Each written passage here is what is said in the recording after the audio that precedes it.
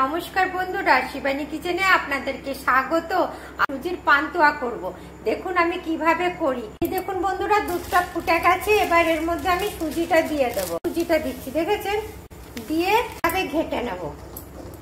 এই দেখুন বন্ধুরা, আমার আঁকালটা হয়ে গেছে, আমি নামিয়ে নিচ্ছি। এবার এই দেখুন, এইভাবে আমি পান্তুয়া তৈরি করব। দেখুন কিভাবে আমি পান্তুয়াটা তৈরি করি সুজি। দেখুন বন্ধুরা, পান্তুয়া বানানোর জন্য চিনি শিরা করছি। 1 বাটি জলে 1 বাটি চিনি দিয়ে দিয়েছি। দেখুন, এই শিরাটা খুব মোটাও হবে না, আবার খুব পাতলাও হবে না। এই দেখুন বন্ধুরা, এর সাথে একটুখানি গুঁড়া দুধ দিয়ে দিলাম, আমুলের গুঁড়া দুধ দিয়ে দিলাম।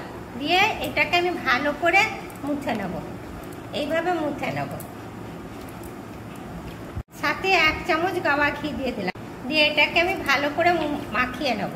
এই দেখুন, দেখেছেন? এইভাবে মাখিয়ে নেব।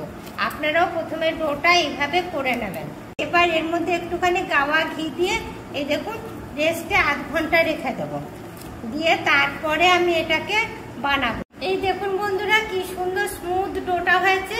এবার গোলাপ জামুন তৈরি করার জন্য এই দেখুন এরকম ছোট্ট ছোট্ট করে কেটে নেব বল আকৃতি। দিয়ে এটাকে এরকম গোল করে করে এই দেখুন এরকম গোল করে করে তৈরি করে নেব। এইভাবে প্রত্যেকটা বল কেটে গোল করে নেব। এই দেখেছেন বন্ধুরা, সুজির গোলাপ জামুনগুলো তৈরি করে নিয়েছি। এবার চলুন এটা ভেজে নিই। বন্ধুরা, কড়াটা গরম হয়ে গেছে। এবার এর মধ্যে আমি এই দেখুন সাদা তেল দিয়ে দিচ্ছি। আপনারাও ঠিক এইভাবে ছেড়ে দেবেন, হালকা আঁচে।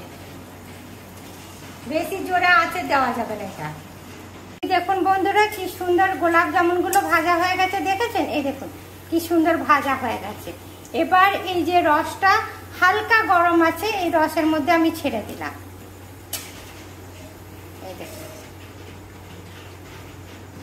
এই দেখুন রসের মধ্যে ছেড়ে দিলাম। এবার রসের মধ্যে এটা থাকে। দেখেছেন কি সুন্দর কালারটা চলে এসছে। এবার এটা আধ ঘন্টা রেস্টে থাকবে। দিলে রসটা পুরো ভেতরে ঢুকে যাবে। আর কি সুন্দর গোলাপ জামুনগুলো হয়েছে একদম। এই দেখুন নরম তুলতুলে। আপনারাও ঠিক এইভাবে গোলাপ জামুন তৈরি করবেন, দেখবেন দারুণ খেতে লাগছে।